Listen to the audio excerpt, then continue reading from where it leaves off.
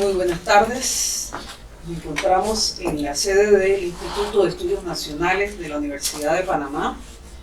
En nombre de su director, héroe de la patria, el doctor Aristides Isaac Gómez de León, le damos la bienvenida a este conversatorio con héroes de la patria, protagonistas, el comandante Marco Antonio Fenton Achurra, el compañero también héroe de la patria, Carlos Arana Morales, y tenemos en este conversatorio al periodista que cubrió esos eventos. Estará con nosotros en la tarde de hoy Rolando Arturo Treyes, y también estará con nosotros el investigador José Alberto del Cid. Él es hermano de mártires de esa gesta heroica patriótica del 9 de enero del 64. Dará las palabras iniciales nuestro director del Instituto de Estudios Nacionales, el doctor Aristides Isaac Gómez de León.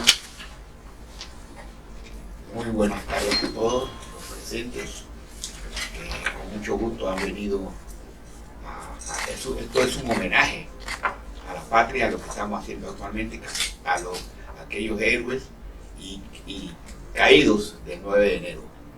El Instituto de Estudios Nacionales, como parte de sus funciones, está haciendo para conmemorar la gesta del 9 de enero, está haciendo este conversatorio con personas que vivieron en esa época, y algunos, como el caso del profesor doctor del Cid, que ha escrito, aquí tenemos la cantidad de libros que ha escrito sobre el 9 de enero, y ha sido un investigador nato.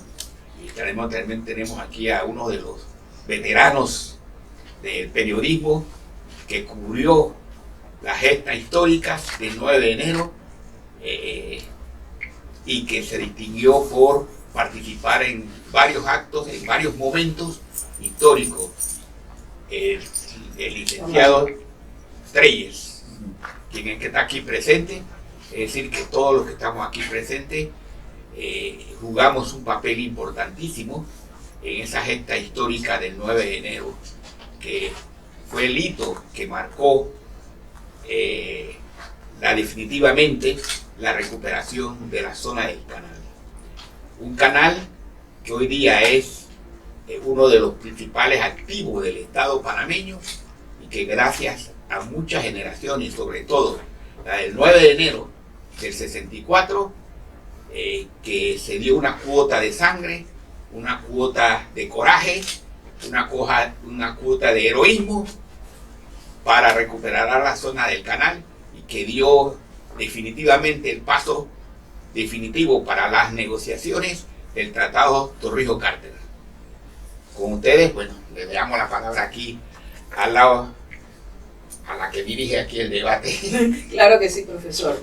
Miren, la verdad es que para la Universidad de Panamá y el Instituto de Estudios Nacionales, en estos 61 años que estaremos próximos a conmemorar de la gesta heroica patriótica de enero del 64, sin duda alguna nuestro país se encuentra en estos momentos en una nueva amenaza a la soberanía y a la autodeterminación que el pueblo panameño definió en esa gesta de los días 9, 10 y 11 de enero del 64, y nuestra institución académica de la Universidad de Panamá, del Instituto de Estudios Nacionales, queremos a través de este conversatorio hoy con los héroes, que aquí nos acompañan, 3 héroes que nos acompañan y quienes también fueron protagonistas. Bueno, aquí el periodista, claro que sí, y el compañero que ha recogido durante muchas décadas ese momento fundamental para la construcción de la nacionalidad panameña, el investigador José Alberto del Cid.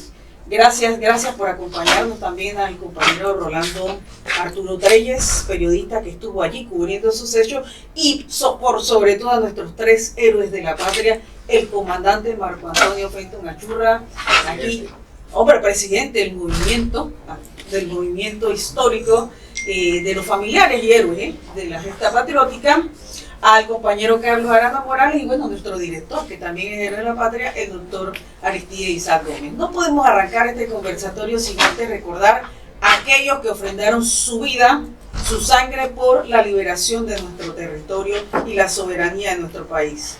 Ascanio Arosemena Chávez, Maritza Alabarca Ávila, Rosa Elena Landecho, Gonzalo Antonio Kranz Robles, Presente.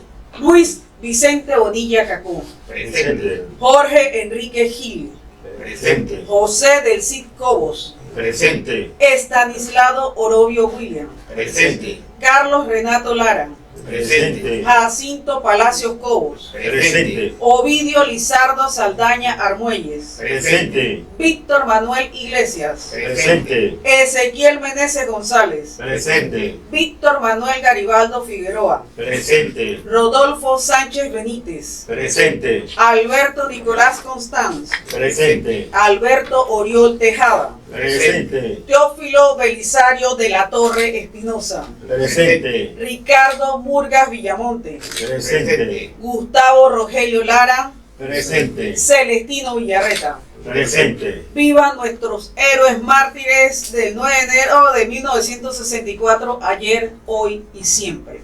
Viva.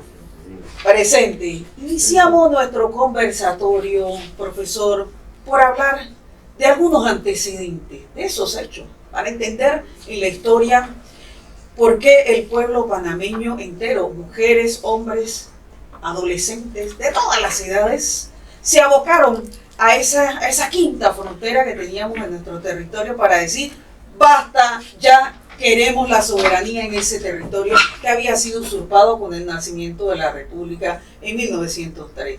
Bienvenido al investigador José Alberto del Cid. Bueno, sí, primero mi nombre es José del Cid Felipe, soy bibliotecólogo, investigador, docente en la Facultad de Ciencias de Educación de esta prestigiosa primera clase de estudios. Y bueno, mis hermanos José del Cid Cobos y Jacinto Palacio Cobos fueron parte del cuerpo de los mártires del 9 de enero, de esa fatal fecha. Mira, para hablar de antecedentes, pudiésemos centrarnos 61 años después en eventos que se vinieron dando, eventos históricos de nuestras relaciones con Panamá, con Estados Unidos. No obstante, cabe destacar que el evento cumbre, o digamos que lo que derramó el vaso, fue la gesta de enero de 1964.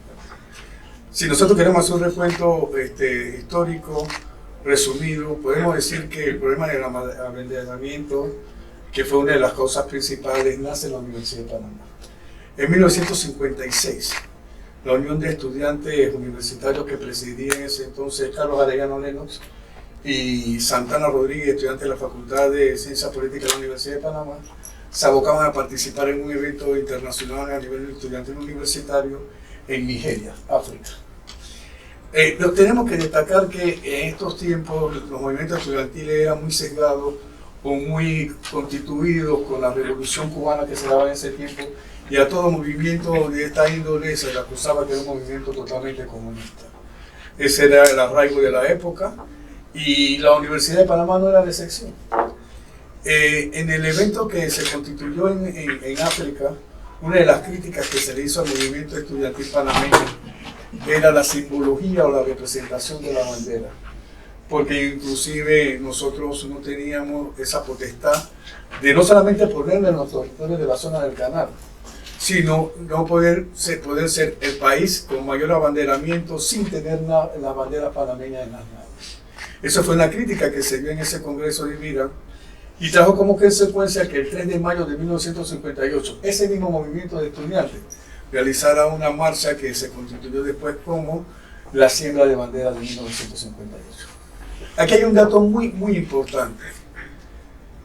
La simbología de esa representación no solamente captó la atención mundial, sino dejó desamparado a la seguridad de la primera potencia del mundo. Como 17 estudiantes universitarios habían roto el bloque de seguridad de la primera potencia del mundo, colocando 65 banderas a lo largo del territorio de la zona del canal. Inclusive países como Rusia e Inglaterra se mofaban de la seguridad estadounidense, hablando de que imagínense si hubiesen sido en vez de banderas bombas. Esto definitivamente, que no se supo en Panamá, dio al traste con inclusive algunas normas que cambiaron con el DARPA, que es el nombre de la institucionalidad que dio el gobierno norteamericano, e hizo una serie de bajas y cambios en la estructura de seguridad del canal de Panamá. Prueba de ello fue lo que consecutivamente pasó en 1959, cuando también se intentó por parte del estudiante Ricardo Ríos Torres realizar una marcha de esa índole. Pero mira, cabe destacar algo principal, esa siembra de bandera del 58, ¿cómo culmina? Culmina con una marcha que, si bien es cierto, como te decía al inicio, no fue bien vista por algunos sectores oligarcas del país, porque tildaban el movimiento de los sectores comunistas. Pero lo principal de eso fue que el presidente Ernesto de la Guardia tuvo la labor institucional nacionalista de recibir de manos de los estudiantes una petición para que se hiciera un balance sobre el izamiento de la bandera, no solamente en las naves, sino en el Canal de Panamá. A consecuencia de esto, se dieron otros eventos en 1959, como lo mencionaba, en 1960, y se dieron una serie de marchas. Hay algo muy especial que nosotros los panameños no hemos constituido, y es que una vez que el presidente Roberto Chiari establece con el presidente Kennedy un tratado para las áreas donde se iban a colocar las enseñas patrias, sucede algo fatal. En 1963 es asesinado el presidente Kennedy. Y eso de una manera directa trajo repercusiones, no solamente en la zona del canal, sino que postergó la medida del izamiento de bandera.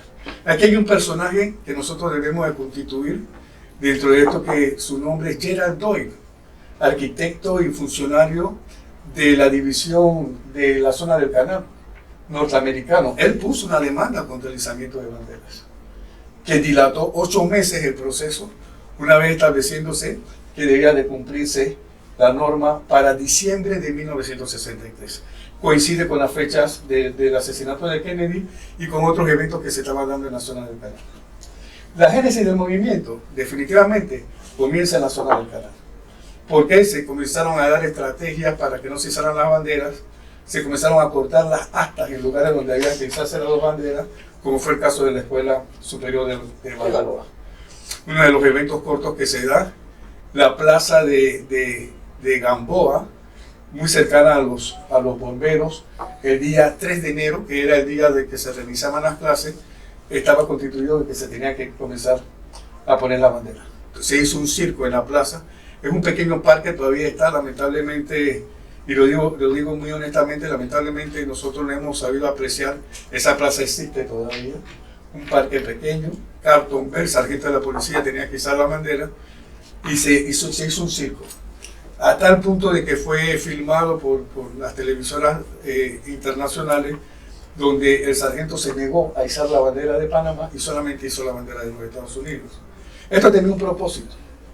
Había movimientos civiles y estudiantiles en la zona del canal que se oponían a eso. Y que habían esos movimientos internos, no solamente por una segregación con los panameños. Ellos tenían un conflicto todavía mayor aún. El conflicto de que dentro de esa condición soneíta, un término que surge en 1920, también tenemos que saber eso, ese término soneíta surge en 1920 con el primer anuario de la Escuela de Balboa. En 1920 fue la primera vez que un estudiante, no panameño ni norteamericano, nacido en la zona del canal, se gradúa en la Escuela Superior de Balboa. A esa generación de estudiantes se le puso soñas, soneítas. De ahí viene ese término que estamos utilizando. Entonces, no es hasta ese instante que se comienza a diluir un problema interno en la zona del canal, por la segregación racial que tenían, no solamente con los panameños, sino a interno de la zona del canal, la población afrodescendiente, los latinos, en fin, había una división totalmente discorde con esto. Aquí también cabe la pena destacar algo, si estoy en tiempo me avisas. Sí. Los eventos que se dieron en la zona del canal, nosotros teníamos que hacer una diferenciación muy grande en la provincia de Colón. ¿Por qué la provincia de Colón? La provincia de Colón vivió un estatus totalmente diferente a lo que nosotros consideramos en la zona del canal. ¿Por qué? Porque los colonenses no solamente pernoctaban y eran parte de la sociedad sonia afrodescendiente, sino que la condición social y cultural era muy similar de rasgos en ambos lugares. O sea, usted podía ir a la provincia de Colón y encontrarse colonenses que estaban dentro de la zona del canal y americanos dentro de la provincia de Colón conviviendo con la misma, culturales muy similares. Muy similares, conviviendo. Sí. Es más, Colón fue la provincia que se negó al plebiscito de la entrega del canal, y con esa recesión de los soneitas, la mayoría de los colonenses emigró a Estados Unidos, para que vean lo fácil de esto. Pero vamos entonces a los últimos incidentes antes de 1903. El embajador Farland en la zona del Canal, en agosto, pide la renuncia como embajador de Estados Unidos en Panamá, por una situación muy cómoda. Él había sido instructor y embajador en República Dominicana, hablaba excelente español, se había relacionado con la población panameña, tenía contactos. Yo creo que en su cumpleaños, el diario La Estrella de Panamá, aparece una foto de él en el Chorrillo con la comparsa de los campesinos celebrando su cumpleaños, hasta donde había una afinidad de ese embajador con los panameños. Era miembro del club de golf y se paseaba por la calle de Panamá como un ciudadano más.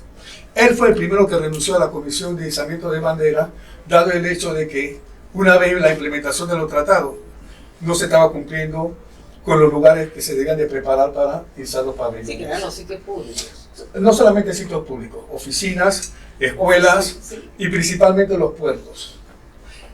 Hay un movimiento estudiantil que sigue un estudiante, James Heskins. El 3 de enero que entraron a la Escuela Superior de Balboa, desde el 1 de enero ellos hicieron una vigilia alrededor del asta y cortaron el asta. Y el embajador, el gobernador Fleming, manda una comunicación a todos los ciudadanos norteamericanos diciéndole que deben de respetar no solamente el hecho de la bandera, sino que iban a implementar una situación comunitaria que se llama en los estados, en algunos estados de Estados Unidos, haga la redundancia, donde usted tenía derecho a izar la bandera en su casa. Y él, para darle un paliativo a esto, trata de implementar una norma que a la luz no fue seguida. Fleming sale de Panamá el 8 de enero a las 9 de la mañana rumbo a Estados Unidos, para que el DARPA, que ya había sido una situación que se había implementado, de la policía y del ejército, tomara decisiones en el asunto, porque se le había escapado de las manos la intervención esa. Para culminar, quiero decirte algo. Yo valoro mucho la participación de los estudiantes del Instituto Nacional. Cuando nos tocó entrevistar a ese señor Heskins, que todavía estaba con vida, en el año 2014 tuvimos la oportunidad de conversar con él. Una de las cosas que él nos decía era de que él no entendía, o ellos no entendían, cómo estudiantes del Instituto Nacional iban a izar una bandera en la Escuela Superior de Balboa, si en ese momento solamente había un asta. Y que ellos en ese momento no comprendían cuál era el acto, la simbología de ir a cantar un himno nacional con la bandera norteamericana.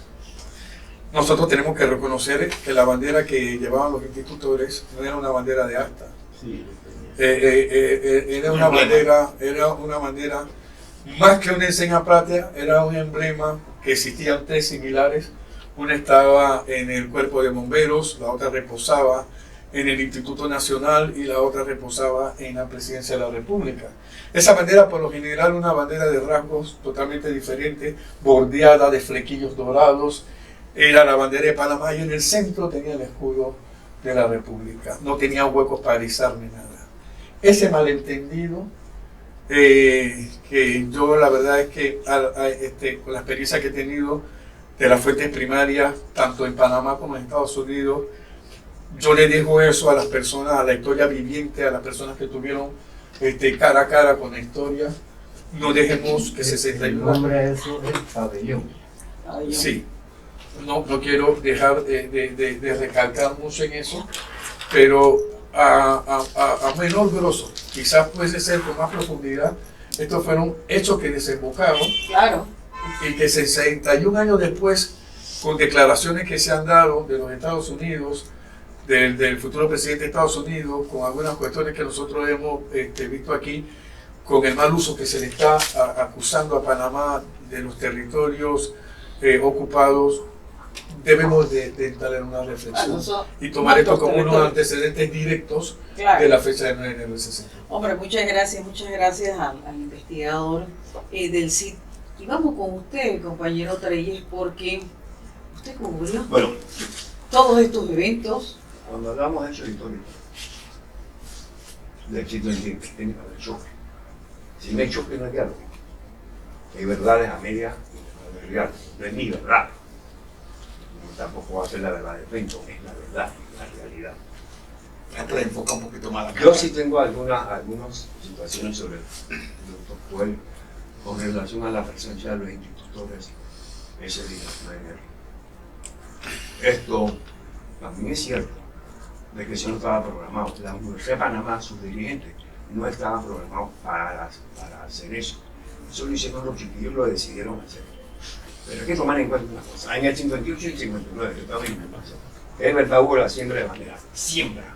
Ya sembraron. Los chiquillos fueron a subirla. No más allá. Se metieron en la boca del lobo, que ningún universitario hizo antes. Tuvieron el coraje, equivocado o no equivocado, por las condiciones o no, si era la bandera adecuada o no, o no adecuada. Una vez me dijeron que esa bandera la estaban guardando ahí porque fue la bandera que se llevaron los universitarios en 1947 con la protesta del convenio de los Andes. Así es. No sé si es esa, pero bueno. Sí, sí. Ok, entonces, estos chiquillos, ¿no? Locos, alocados, patriotas, como sea, se atrevieron a hacer lo que nadie hizo en Panamá, nunca. Todos protestamos y gritamos, y yanqui animal, lo que sea, y vamos a sembrar la bandera. Esos chiquillos se metieron en la boca del lobo a hacer lo que los adultos nunca hicieron. Vamos a partir de esa cosa. Si era la bandera adecuada o no era, lo hicieron. Fueron allá, pasó lo que pasó, el forcejeo se rompió, mil cosas, ¿no? Y después, el primer escenario, el segundo escenario es ya la lucha del pueblo, porque fue el pueblo el que luchó en 9 de enero. Con respecto a mi colegio, el instituto, la lucha no fue exclusiva de los institutores, fue el pueblo panameño. Una responsabilidad. En masa. Y es más, y yo me uno también a esa actitud antiimperialista como o anti-yanqui, como la que voy a llamar, que no fue la única. El manejo de los hechos, con el incidente de la Asamblea de Sandía, con la guerra con Costa Rica, siempre Panamá fue condenada a pagar todo, ¿no? Entonces, ¿qué sucede? Ya había una efervescencia anti-norteamericana. El movimiento inclinario de 1925, en 1947, entonces, como usted bien dice, el 9 de enero fue la gota que derramó el vaso de agua. Ya esa actitud, ya un pueblo, no sé, se volcó. Fue una pelea de tigre con chivo amarrado. Esa fue la pelea del 9 de enero. Fue injusta. Entonces, ¿qué sucede? Entrando en tema, ¿cómo se manejó la información? ¿Cómo fue? A otra cosa. Lo que usted dijo de Colón es verdad. Sobre esa población colonense con relación a lo mismo. Pero es que ellos tenían una gran ventaja. Recuerden que hubo esclavos que vinieron de Jamaica. Hablaban el inglés. Los morenos se quedan, no solamente fueron el brazo principal del canal, sino que se quedaron más que los latinos, los blancos, que no hablaban el inglés. La gran mayoría de ellos hablaban el inglés y se quedaron a trabajar. Bueno, vuelvo. Cuando sucede la situación esto, claro, el Panamá América estaba al instituto. RPC, Canal 4 ya existía, el Canal 4 nace en Panamá en 1960, Canal 2 2 años después, en el 62, porque esos canales estaban hechos al 64. ¿Qué sucede? Que cuando se inicia ese movimiento de institutores que sorprende a todo el mundo, no, porque eso no se esperaba, eso fue por la tarde, ¿no? Así que cuando los canales comienzan a cubrir ese hecho, yo estaba en las planas deportivas, yo no era reportero de calle, yo estaba recién nombrado, yo empecé en el 63. Así que cuando la situación empezó, nosotros hacíamos con bomberos. ¿Ustedes se acuerdan cuando había fuego que sonaba que si los bomberos estaban en el cine, salían corriendo y se ponían su chaleco rojo? Nosotros hacíamos lo mismo, buscar el medio, ¿no? Se comienza a cubrir. ¿Qué sucede? Siempre ha habido corresponsales internacionales de agencias internacionales en todos los países. Si usted es turca, y es la presidenta turca en Turquía, va a nombrar los corresponsales de las agencias internacionales, pero son turcos. Entonces, aquí era lo mismo. Los corresponsales internacionales de la UPI, que es la prensa unida, la AP, que es la asociada, la Fran Press, la TAS, que es soviética, los corresponsales eran panameños. Cupa era de la UPI, el Par Fernández era de la Fran Press, Luis Carlos Nori eran panameños. ¿Qué sucede? Que cuando revienta esto, claro que los gringos que van a preferir la versión de un panameño, donde ellos eran los agresores, o entonces comenzaron a traer sus corresponsales internacionales. Las demás agencias también mandaron, y el mismo día comenzó la situación a reventar. Pero ¿qué sucede? Cuando nosotros comenzamos a tratar el tema, nosotros nos dividimos en el Hospital Santo Tomás. Miren, esto es increíble. En el Hospital Santo Tomás y en el Seguro había reporteros. En el Santo Tomás siempre habían fotógrafos las 24 horas. ¿Por qué? Porque siempre habían problemas de muerte, de pelea, de choques y todo. Entonces, todos los periódicos tenían un tipo permanente para eso. No exclusivo era el 9 de enero fue una sorpresa, pero estaban ahí listos. Entonces, ¿qué sucede? Que los corresponsales internacionales que vinieron comenzaron a dispararon las primeras informaciones. Y el embajador Fleming no le gustó porque ellos sí dijeron lo que estaba pasando. Como tenían que manipular la información, recogieron. Ellos tenían 3 medios, Canal 8, que era de ellos, y los otros 2 medios que se emitían en la zona del canal. El 21 de enero, después que pasan los hechos, Fleming se dirige un comunicado a toda la población de la zona del canal. Felicita a los empleados de la zona del canal. ¿De dónde eran los empleados? Panameños. Los felicita por su lealtad al gobierno americano, ¿no? Y que abrieran los ojos y que no creyeran en las informaciones de los medios panameños que estaban desinformando. Así comentaron ellos el manejo de la información. Y que no les prestaran mucha atención a las noticias que estaban viniendo de los Estados Unidos. Al principio, las noticias norteamericanas, al principio de esto, los que no sabían, estaban diciendo las cosas como estaban sucediendo. Y eso lo cambiaron, lo que es el manejo de la información. Si a mí me preguntan ustedes, ¿qué línea le dieron a los periodistas panameños para recoger esa noticia? No nos dieron ninguna línea porque no nos manipularon nuestros jefes. No nos tenían nada que manipular porque nosotros éramos los que estábamos recibiendo esto. Nosotros lo hicimos con toda libertad. Todo lo que hicieron los periodistas panameños, tanto en la prensa escrita como en la prensa televisiva, como en la radial, fue a criterio nuestro. Que se identificaron con la causa justa. Totalmente, no habían celulares. ¿Quién iba? No teníamos apuntadores en los oídos para, oye, pregunta, no, teníamos que usar el sentido común para poder trabajar. Así es. No, entonces, ¿qué sucede? Claro, yo tenía mi misión, yo me desplazaba a Santo Tomás, regresaba, recogía, yo alimentaba a los reporteros que eran los de experiencia. Pero hubo problemas donde no nos permitieron el acceso al hospital que tenían ellos ahí, el Gorgas. No nos permitieron. ¿Por qué? Porque de ellos había pocos heridos. Habían pocos heridos, ¿no? Entonces, ellos estaban disparando con bien lo digo. Ellos comenzaron con la población civil, los policías y después vino el ejército. Así fue la cosa. El DARPA era una autorización que le daba el ejército, una alerta superior que sacaba la policía. Entonces, ¿qué sucede?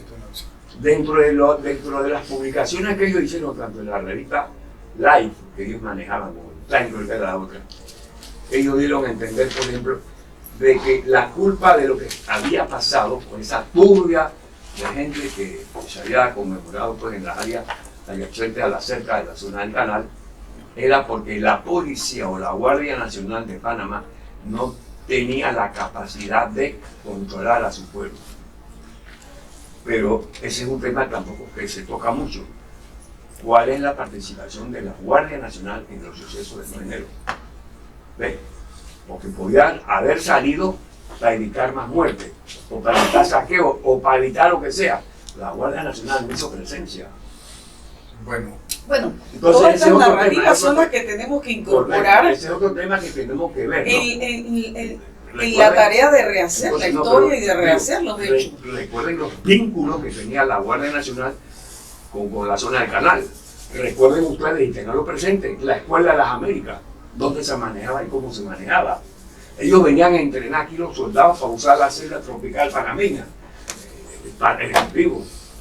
Yo no lo quiero decir de la manera como él lo dijo, pero a mí me dio la impresión de que aquí en Panamá habían panameños más gringueros que los mismos gringos.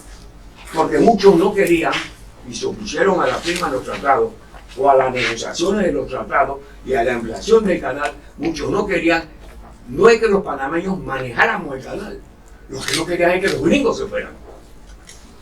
Esa es la situación que tenemos que verla y por eso hoy día estamos aquí sentados dando realidad. Tenemos que hacer un reconocimiento a la prensa panameña, a la radio. Yo no soy de la radio, pero sí las cadenas nacionales de las emisoras, los fotógrafos de la época, Emilio Gastelú, que compartía conmigo toda la noche. Guayo Martínez. El Guayo Martínez, Orestes Cabredo, el Rodolfo Mendoza, el Gutiérrez, los hermanos. Bueno, esas son Fernández. historias que hay que recabar, la historia del periodismo en esa gesta. Le estoy dando nombres de personas, uno de ellos, no sé si fue Fernández, no sé si fue o Gastelú, que fue el que me ayudó cuando la primera vez yo no tenía experiencia de bomba, la que yo imaginaba, que me ayudaron, ¿no? Por eso digo, no porque yo también lloré con la bomba, la que yo imaginaba, yo sí huele, porque aquí hoy en día, y conversaba yo con Fenton, que ahora están saliendo una serie de héroes, que cuando no es enero,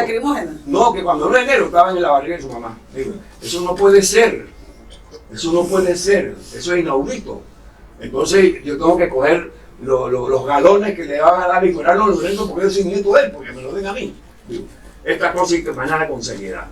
Claro que sí. Esto es con mucha seriedad. Hay investigadores, así como el compañero, por eso es invitado, los aportes él, y otros investigadores e investigadoras que sí han ido en el tiempo rectificando. Así como yo respeto, porque yo no soy historiador, así como yo respeto a los historiadores, y tienen que ser respetados por sus aportes y sus opiniones, los mismos tienen que ser respetados, independientemente si no es historiador. Entonces, sí, porque ha hecho la tarea, Yo quería solamente... el papel de los corresponsales, miren, había una experiencia increíble. Los corresponsales internacionales que no venían de Estados Unidos iban a los medios, porque como llegaron tarde, llegaron a las 10 o 11, ellos querían para sus países, ¿no? Entonces iban a los medios a buscar, pero los fotógrafos les daban fotografía y fotografía. Sobre ese hecho, por ejemplo, miren, yo voy a... No, y se sorprendían de la magnitud, Totalmente. Mira, terrible. Vuelvo y se lo repito. En ningún momento, señores, en ningún momento, el periódico me dio pautas a mí. Treye, ataca por aquí, no. Yo tuve toda la libertad de decir lo que vi. Pero más que el medio, en realidad tuvieron los periodistas, y qué bueno, tuvieron los periodistas Totalmente. la oportunidad de ejercer su profesión como corresponde, con la ética y la libertad que ello implica. Los del interior de la República. Ahora ya no respetan los medios.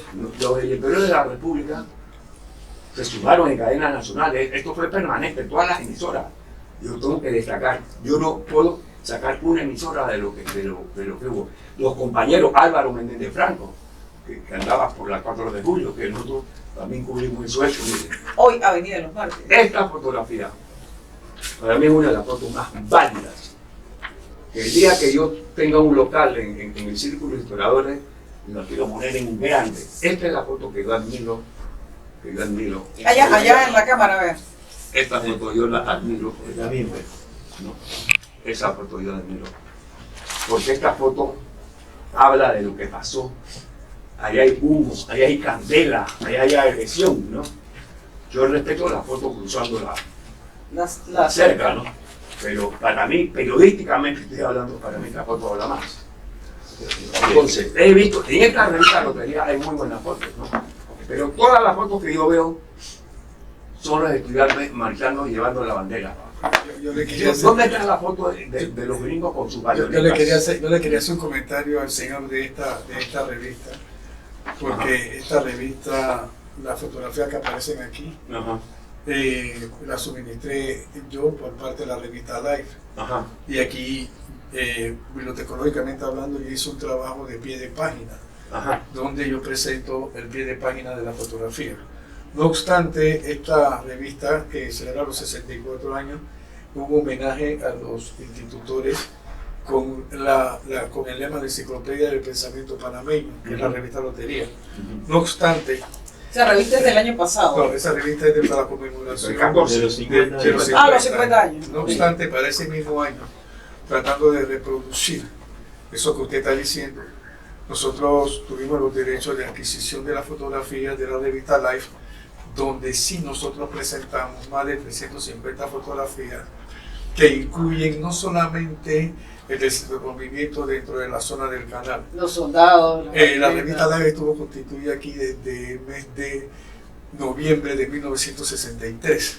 Estos fotógrafos venían haciendo un trabajo por el movimiento que se había dado en la zona del canal y nosotros tuvimos la oportunidad de rescatar algunas fotografías que todavía no han sido vistas, algunas por los panameños. Aquí inclusive, dentro de las que más destacan, aparecen los cadáveres de los mártires del 9 de enero, aparecen los francotiradores del Hotel Tivoli hacia la Monti, donde murió la señorita Elena Landecho, y ellos mismos toman fotografías de la segregación que se dio.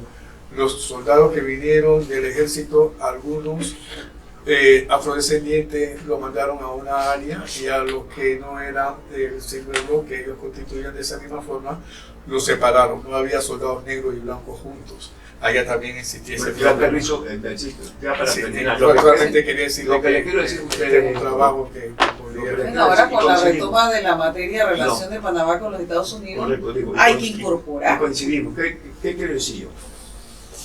Aquí todo es marcha. Aquí no hay agresión, aquí no sé, ¿qué le vamos a enseñar a la nueva generación? Exacto. No hay nada.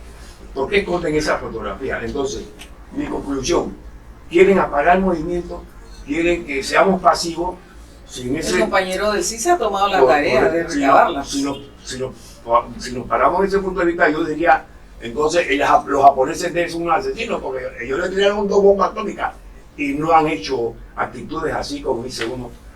¿Quién dice que no, por decirle la verdad mismo? Entonces, ¿por qué Hay que esconden decirlo, eso? hay que hablarlo. Miren el caso de la bandera.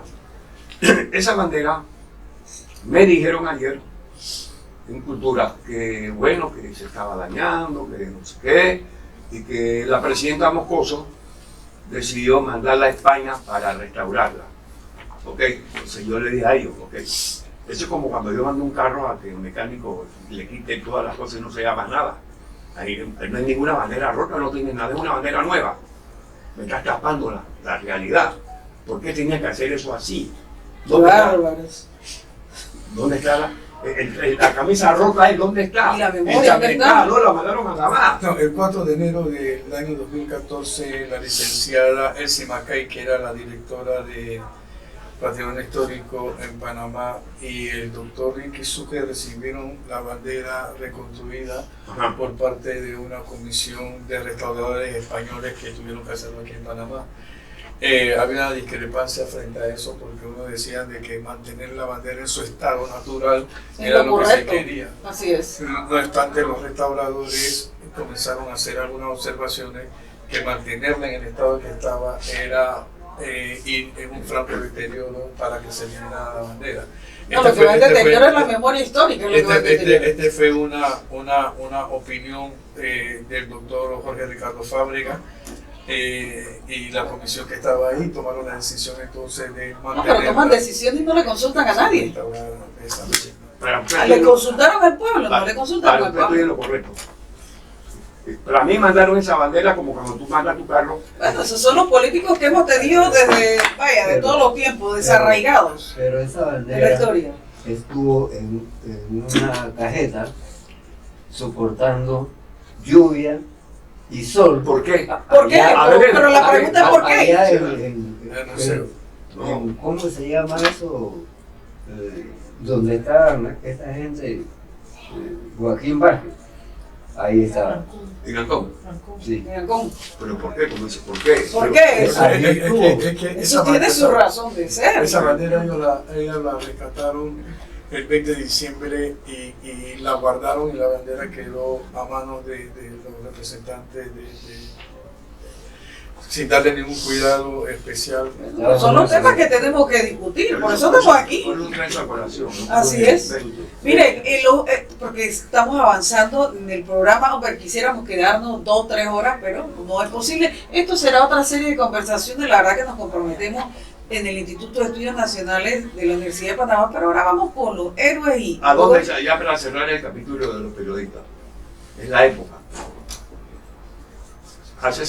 Va a ser 61 años de esto, ¿no? Y hace 61 años, como dije al principio, no habían computadoras, no habían celulares, no habían todo eso, esa tecnología en materia de comunicación, y las cosas se hicieron. Los periodistas panameños divulgaron al mundo entero las ofensas que estamos atravesando. Sin toda esa tecnología, sin todos esos sueldazos que llegan hoy en día, ¿no?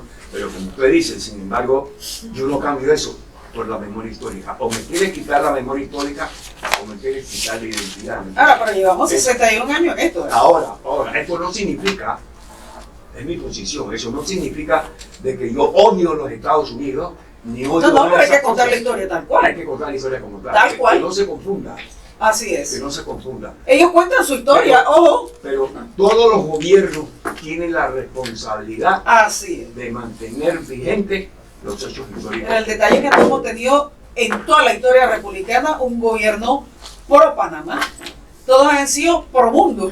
Correcto, así es. Y sobre todo por Estados Unidos. Miren, aquí tenemos a los 3 héroes de la historia que, hombre, la verdad que para la Universidad de Panamá y para el Instituto de Estudios Nacionales que tengamos después de 38 años aquí como director de este instituto a un héroe de la patria que es el doctor Aristides Isaac Gómez. Doctor, comienzo por usted antes de ir. Pero aquí está, hombre, Yo diría el comandante. que no somos 3, somos 4, porque el Bueno, otro periodista también estaba esto allí en arreglando la su vida, gesta. como los demás periodistas Yo estaban para ese entonces, No, Tenía el caso, pues, Treyes, sí. el periodista Treyes. Es un héroe. Porque Claro que sí, aunque él diga que no. Yo respeto. Es como los bomberos, ellos arreglan su vida. ¿Ah? Sí, Entonces, a es veces verdad. es injusto decir otra cosa porque está cambiando el principio, la raíz fundamental de lo que es la cuestión. Claro que sí. Aunque él no lo quiera Me quedo aceptar. Así como yo respeto esa cosa, también quiero que me respeten los hechos históricos. Por eso yo peleo eso, voy de frente. Qué bueno, qué bueno. Doctor, comenzamos con Sí, cómo no. Yo tenía 16 años, y tanto estaba en el José Dolores Moscote, Aristides Isaac Gómez. Yo vivía en calle 17, al lado prácticamente del Instituto Nacional, cuando los jóvenes de Haití, del barrio, escuchamos que había un problema entre el Instituto Nacional y la zona del canal. Nos dirigimos al Instituto Nacional. A esa hora, estamos hablando como a las 5:30 de la tarde, y había un meeting en las puertas donde están las famosas esfinges. Había un meeting y había dirigentes que estaban hablando. Luego decidimos ir en marcha por la parte del frente del Instituto Nacional. Dimos la vuelta por detrás del cuadro y detrás del gimnasio, en esta forma que está aquí. Por ejemplo, aquí bajamos el grupo, y realmente nosotros todo lo que veíamos y sonaba a inglés lo destruíamos, los letreros, todo lo destruíamos. Cuando yo miré hacia atrás, yo siempre iba adelante, arengando. Cuando yo miré hacia atrás, había una cantidad de pueblos que no sé de dónde salió. de todas De partes. todas partes salieron. Todas partes. Chorrillo, Santana. Esta es la segunda etapa, porque la primera etapa había pasado cuando los institutores fueron a izar la bandera a un grupo que bajó, el otro grupo se quedó en la loma, y otro grupo bajó, que fueron 4 o 5, 6 creo que fueron, bajaron. Después la segunda etapa, que es cuando sale el pueblo, indignado, como dijo Treyes, porque las emisoras comenzaron a hablar sobre lo que había ocurrido. No, lo que estaba ocurriendo. Lo que estaba ocurriendo, y las calles se llenaron. Entonces nosotros bajamos por aquí detrás del Instituto Nacional, por acá, en esta parte, y seguimos destruyendo todo, llegamos al Tíbule, no teníamos casi piedra porque por ahí no había piedra.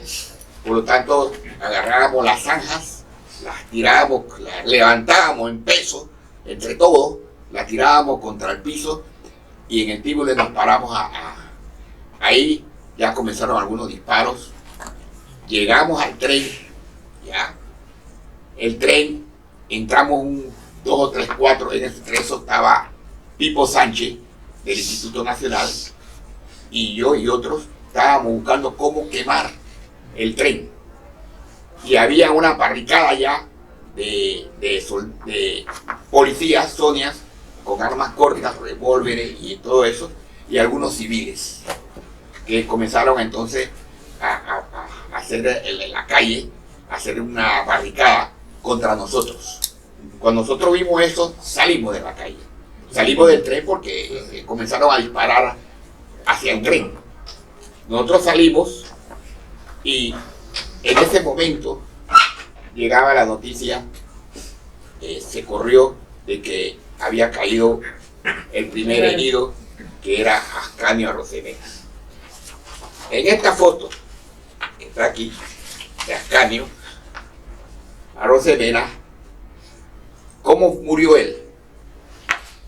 A él perdió un zapato frente a la lavandería, que quedaba en ese tiempo de estar por ahí cerca de la DIJ, la lavandería norteamericana. Perdió un zapato y él regresó a buscar el zapato. Y allí fue que cae él herido con arma corta. No fue con fusil, sino con arma corta, porque eso es lo que estaban disparando. Todavía no había entrado el ejército. Esta es la gran realidad de Ascanio Arosemena. Nosotros seguimos luchando en la calle, tirando piedra, antes de llegar al Tíbule. Había unas casas allí y un marañonero, uno del Marañón, que vive en el Marañón, como le decíamos nosotros, salió y entró a la zona del canal y sacó a un muchacho norteamericano que estaba disparando con armas, lo sacó y nos lo entregó a nosotros, a la masa. Bueno, la masa hizo lo que tenía que hacer en un caso de agresión, lo agredieron enormemente. Ya estábamos hablando en horas ya de eso de casi las 8 de la noche. Yo entré, el día 9, yo entré al Panamerican, del Panamerican. Cuando yo venía bajando las escaleras, que había mucho vidrio y muchas cuestiones rotas, entró una tropa de panameños, soldados panameños, bueno, en ese tiempo eran policías panameños que subieron. Yo me asusté un poco y yo pasé, me hice a un lado y ellos siguieron y yo bajé del edificio. Al día siguiente, el día 10, mi amigo Monserrat López, Mochi, y Javier Comeli, que ya falleció, nos pusimos de acuerdo de reunirnos. Como vivíamos en Halcón y éramos amigos de hace mucho tiempo, decidimos ir al Instituto Nacional, en esta esquina que está aquí. Y aquí está hoy día la entrada del oncológico. Ajá. ¿Ya? Y había la cantina, creo que era Panamá Canal, algo así era la cantina. Así. Y aquí había unos postes de luz que todavía existen. Hoy día hay un túnel para que pasen los autos. Entonces, venía un carro bajando por aquí con una familia de panameña con norteamericanos. Creo que ella era enfermera, venían con un niño. Lo bajamos del carro y le dijimos que se fueran por la calle del oncológico. Quemamos el carro. Después de allí que lo quemamos el carro, alguien traía una bandera y entonces decidimos subir al poste un grupo de unas cuantas personas. Éramos 3 que subimos. Aquí falta otro más abajo en la foto. Yo soy el segundo que está aquí. Decidimos subir al poste y poner la bandera. Que fue otro, estamos hablando que este no es el poste de la Life, este es el poste Sí, que que subieron está en la varios entrada del postes. canal, donde está el gimnasio, donde estaba antes el gimnasio norteamericano. En el triángulo, que hoy día hay un túnel ahí frente a la cantina esa que le dije, y con la esquina de calle I y el Instituto Nacional. Allí entonces decidimos subir y el poste nos ayudaron. Lógicamente, nosotros veníamos del interior, para nosotros subir un poste, y nosotros siempre estábamos metidos en la zona del canal, a esa edad, metidos en la zona del canal cogiendo mango, que es lo que más íbamos allá, y a coger cacao ahí frente a la corte, detrás de la corte. Bueno, era nuestro ambiente, el ambiente de los que vivíamos en el límite. Y ahí decidimos entonces poner la bandera y la pusimos. Seguimos la lucha por el... Bueno, hasta los Después que 11 pusimos la bandera, bajamos, llegamos hasta la asamblea. En la asamblea muchísimas veces, como había una pareja de una mujer, una sola, la que yo vi, y otra no persona habían que, otras mujeres, profesor. que estaba disparando un arma hacia el Tíboli. La mujer disparaba, yo vi a la mujer disparando hacia el Tíboli, y en la asamblea, pero sin embargo ya estaba el ejército, y el ejército estaba tirando con armas de grueso calibre, hasta el punto que nosotros nos replegamos y nos acostamos por el Pexicola, creo que era, ¿no? El Pexicola, y allí tuvimos y luego avanzamos otra vez. Allí fue herido uno de los amelios, de la hielería Melo, que yo lo conocía porque vivía en las Bambesosas, donde yo vivía, por ahí. La bala de él venía con un revólver y estaba escondido en la asamblea. Y ese evidentemente fue un francotirador, porque ya al verlo con un arma disparando, la bala le quedó para aquí, le entró por aquí y le salió por acá. No se murió de inmediato, fue operado, pero quedó con un hueco que después lo veía cuando iba a la hielería Amelio, casualmente de los Amelios, tenía un hueco aquí, no sé si ha fallecido o qué, pero sí, fue operado y le quedó ese hueco metido ahí, se salvó de milagro de morir.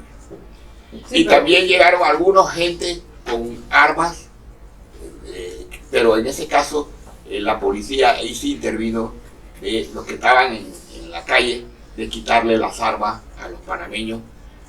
Y yo creo que lo hicieron, es más, nosotros pedíamos armas imagínense, jóvenes sin experiencia, pero con ímpetu. pero pidiendo armas a la policía que nos entregara las armas. Y se fueron a la presidencia a pedir las armas. Sí, correcto. Pero ¿qué armas nos podían dar si nosotros no sabíamos manejar, pues ni siquiera una pistola, ni un revólver? Yo creo que... Entonces, lo que quiero decirle es ese ímpetu nacionalista existía en nosotros los jóvenes. Siempre. Es más, sigue estando. Antes de eso, me acuerdo en el 63, creo 62, que yo estaba en segundo año, hubo otra manifestación antiimperialista. Y yo tengo una foto por ahí donde estaba quemando la bandera norteamericana. Es decir, siempre mi ímpetu ha sido de lucha, ¿no? Y ahora, hay que hablar de dos cosas, porque aquí estamos haciendo lo que docencia. quiero decirle lo siguiente, hay algo muy importante. Los norteamericanos tomaron una medida a nivel de Latinoamérica y crearon, a raíz de los eventos del 64, que ellos vieron lo que estaba pasando en América Latina, porque nosotros reflejamos también lo que estaba pasando en América Latina, crearon la AID, es decir, la Alianza para el Progreso. La crearon y comenzaron con esos programas de ayuda comunitaria, pero en su mayoría sabíamos que era para escuchar el silencio del pueblo, que yo llamo el silencio del pueblo, hay un silencio, pero que nos dice mucho, que no se sabe interpretar, si no sabe interpretarlo, pero los norteamericanos mandaron cantidades de cuerpo de paz por todas las comunidades, pero en el fondo era observar cuál era la forma de pensamiento, qué es lo que nosotros estábamos inventando desde el punto de vista de del nacionalismo. Mira, yo creo que hay que poner también las cosas en orden. Usted que ha escrito bastantes cosas. Y todavía le falta. Y todavía le falta. Hay un asunto que yo siempre analizo. Es decir, cuando los muchachos van pretenden después en la regular izar la bandera, ya había un convenio de que la bandera panameña se tenía que izar en 17 lugares, y la americana sola en su sitio de defensa. Y hacer un acuerdo, ¿no? El director de la escuela no se opuso. Él no se opuso. Digo, pero los padres y las madres. Ahí vino la cosa, ¿no? No están grabando, ¿no? Sí, estamos grabando. Bueno, ¿qué sucede? ¿Por qué surgen los tratados de Río Grande? ¿Y por qué el Congreso americano decide pues, el voto pues, de los canales de Panamá y todas esas cosas? ¿Por qué? Por una pendejada de no permitir que una bandera se izara. Eso fue todo. Porque ese fue el punto de lanza. Ahora, en realidad... Porque si hubieran izado la bandera y no hubiera pasado nada, todavía está mal. Bueno, yo quiero... No, analicemos es tan eso. cierto. ¿Por qué? Porque todas las luchas que se hicieron, ¿cómo se hacían? No, pero las luchas se hicieron en la década del 10, la del 20, la del 30. Casi todos los años había movimientos antiimperialistas. Sí, antes de ir con Carlos Arana. Yo quiero Vamos con Carlos Arana. contar algo. Voy a cruzar el lado de la acera. Ajá. Y voy a hablar ahora como familiar de una persona que murió en un evento como este. Mi papá era funcionario en la zona del Canal. En enero del 64, cuando le mataron a su hijo. El día de los incidentes, mi papá estaba laborando en la zona del Canal. Y en horas muy tempranas se mandó a desalojar al personal, los familiares de los militares, en las áreas más cercanas, algunos por barco y otros por avión. O sea que el evento no fue tan espontáneo como la gente piensa. Mi papá, que era funcionario en la zona del Canal, tenía carros con placa del Canal de Panamá, de zona del Canal. Y los carros que estaban en esa condición en Panamá lo estaban quemando. El doctor Quemamur. Lo retuvieron. Cuando mi papá llegó al área donde vivía, que todo el mundo sabía que lo reconocía, a mi papá le tocó llevar a la niña Roselena Landecho al hospital. Roselena Landecho es prima hermana de Gonzalo Antonio Crance Robles. La señora madre estaba en el hospital en ese mismo momento. Y cuando la gente me dice que qué pasó con la participación de la policía, que si la policía no participó, aquí hay una figura que mucha gente no la saca a la palestra, que en ese tiempo era vicario de la iglesia panameña, Magrat. Magrat era vicario auxiliar, en ese tiempo encargado, y Magrat no solamente era miembro de la iglesia en Panamá, sino era el jefe de la iglesia católica en la zona del Canal. Correcto. Él fue el mediador entre General Omir, que era el encargado del ejército norteamericano, y la policía panameña a través de Magrat. Hijo de americano. Sí, y si vemos algo muy curioso, que lo tengo en fotografías, un acto vandálico que se iba a dar en ese momento era el asalto al banco Chain Manhattan Bank, que quedaba en la instalación de la Plaza 5 de Mayo, donde otra quedó después el Hotel Internacional. Sí. Cuando la gente dice que tuvo participación de la policía panameña, yo tengo que decirle que la revista Life, en su edición de marzo de 1964, publica fotografías de la policía uniformada y de la policía civil panameña custodiando el Banco General. Y ahora pero al lado de Panamérica había una joyería y yo vi el policía adentro de la joyería para que no se metieran en la joyería. Vamos a hablar algo que en realidad creo que es primera vez que lo voy a saltar a la luz pública. Cuando yo hice las investigaciones y del porqué de la negación del pago de indemnizaciones del gobierno norteamericano, la comisión que vino, que se quedó desde el 12 de enero de 1964 hasta febrero de ese mismo año, casi un mes, visitaron Colón, que fueron los que suspendieron las actividades que todavía siguen en Colón hasta el día 12. La comisión se reunió y fue la que suspendió esos actos allá. Ellos hicieron una evaluación no solamente de la lista de heridos, sino de los muertos. Yo no sé si tú te has dado cuenta que en esta simbología siempre ponen a Ascanio Arosemena como mártir único. No se habla, se habla de Ascanio Arosemena y muy poco se dice, o muy poco conocen, o nadie conoce los nombres de los demás. No, tenemos 61 años. Sí, pero nosotros Y que solamente se habla de Ascanio tenemos que Arosemena. hablar las cosas y decir por qué. ¿Por qué? Ahí murió mucha gente inocente. Una niña. Una niña de Dos. meses, una niña de meses. Pero, inclusive, Maritza Labarca. quiero decirles que Mangra define un concepto que a muchos panameños no nos agradó. Cuando él decía, y por eso es que los entierran en diferentes lugares, a Ascanio Arosemena en el cementerio Amador y a los demás mártires en el Jardín de Paz. Correcto. La misa que se hizo para Ascanio Arosemena fue en una iglesia y la misa que se hizo para los otros 20 mártires fue en otra iglesia, excepto Ezequiel González, que sus familiares lo llevan a Coclé, y de los fallecidos en Colón, que fueron enterrados en el cementerio de Pilón, porque inclusive el cementerio de Colón era el cementerio de la zona del canal y también de los colonenses. Vamos más allá de eso. Sí, ¿Por qué no se mencionan a los demás? De la lista de muertos en Panamá, 8 muertos fueron de balas. Y los norteamericanos justificaron que las balas que habían matado a esos panameños no le pertenecían al armamento del gobierno norteamericano, ni a la policía, ni al ejército, sino a la policía secreta de Panamá. Y que esos miembros que habían aparecido ahí habían sido ultrajados por panameños de actos vandálicos el día 9 de enero.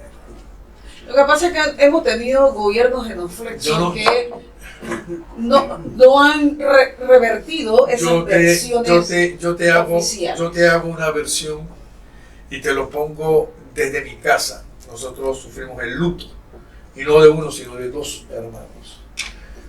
Mi papá, que trabaja en la zona del canal, con una doble disyuntiva. Si regresas a trabajar el 14 de enero, si regresas a tu trabajo en la zona del canal, donde el asesino a tus hijos. Donde el asesino a tus hijos, o haces una recuperación de lo que está sucediendo y haces un análisis, y al final tú te preguntas la participación real de las personas que estaban. La mayoría de estos jóvenes, algunos mozalbetes jóvenes, la adolescencia, producto de eso, fueron a registrar el edificio donde actualmente creo que queda el Banco de Desarrollo. Panamérica. Ese edificio. Pero yo te digo, yo vi la tropa cuando subió. Ese Estaba edificio, y ahí adentro. ese edificio en realidad era un edificio donde había oficinas. Del gobierno estaba la Gugel Panamá, la UCIS, que es una oficina de información de prensa, Panamá Radio, había una serie de oficinas y todas tenían que ver con el movimiento norteamericano. Era un consorcio de oficinas. Pero en ese edificio, al día siguiente encuentran a 7 panameños, entre ellos Yo lo vi, y 5 asesinados. Al día siguiente, cuando yo bajé, al día siguiente yo fui temprano, antes de ir a regresar cuando pusimos la bandera. Yo vi cuando los muertos que estaban, los habían sacado. Y los tenían Pero ahí. más allá que puede ser perfectamente válido. Ahí. Escúcheme, Ajá. más allá de esa situación objetiva, que puede ser objetiva, los casi 500 heridos que tuvo esa conflagración, realmente en una década en donde la población panameña era tan pequeña, el que gobiernos, después de la gesta, todos los gobiernos, incluyendo la de los militares, no hayan comprendido la dimensión de esa agresión. Bueno, es que ahí viene la parte que quiero darte a entender. Habla de la tarea que tenemos pendiente. Actos similares se dieron en Panamá y más consecuentes lo del 20 de diciembre de 1989, con la invasión de Estados Unidos a Panamá. Y nosotros como familiares tenemos una serie de interrogantes. ¿Fue la policía panameña lo suficientemente valiente para reprimir a jóvenes que estaban en actos vandálicos y no defender la patria en ese momento? O sea, un momento. Por ejemplo, El general Vallarino había dado la orden a la Guardia Nacional que no disparara. Hay un acto en donde el perro Hurtado dice: sácame la pistola porque yo no puedo disparar. Así que las cosas tienen que ser dichas, aclaradas, claro que sí. aclaradas y corregir lo que se quiere malinterpretar. Entonces, si la policía hubiera intervenido, la masacre hubiera sido mayor. pero Y se quedan ahí, no salen más. es que cuando yo hablo de intervención, Claro. yo no me refiero a una intervención armada en contra del ejército de los Estados Unidos. No, Yo no me pero refiero, está yo no diciendo me que la policía secreta. yo no me refiero a esa intervención. Y yo se lo digo, Feito, porque cuando nosotros fuimos a ver, es más, yo lo tengo aquí graficado, cuando nosotros fuimos a ver los muertos, la Comisión de Estados Unidos puso los calibres y las balas al lado de cada muerto. Todos no fueron muertos de bala. Estados Unidos inclusive no aceptó la muerte de Rosalena Landecho, que fue un disparo de un francotirador, y que ella no tenía que ver absolutamente nada con eso. No estoy justificando la acción. Cuando te hablo de la no, pero espérese, en una guerra. Desde ahí habían francotiradores Sí. panameños. Sí, Por eso fue el disparo que ella se asomó. Claro, había- Pero eso no lo dice. espérese, pero y había, otra cosa, había- Ismael Laguna estaba participó con una escopeta, pero nosotros no divulgamos eso, por entonces lo hubiéramos pero es que perjudicado. no es cuestión de no divulgarlo. Yo tengo los nombres de los 3 norteamericanos que Oiga, fallecieron. pero es que frente a una agresión, cualquier ciudadano Bueno, tiene ahora derecho. ahora yo te quiero hacer 2 preguntas puntuales. Yo te quiero hacer 2 preguntas Ajá. puntuales. Sin necesidad de defender esta condición que para muchos de nosotros no trajo solamente luto, sino pena.